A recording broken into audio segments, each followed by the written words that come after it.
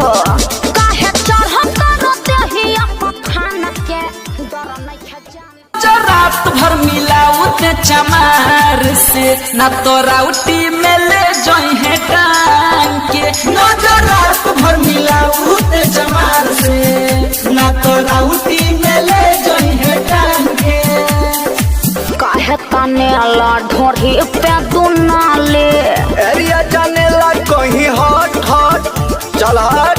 अरे ढेर फेंक मत तेरे मांगी चाटे के न मिले जवनिया के छाले कहतनी जल्दी से सोच सोच चल है आओ सुन लो बोल दर्शन होए नहीं चिकन सामान से बोला जानी सान से नजर रात भर मिलाऊ ते चमार से ना तो राउटी में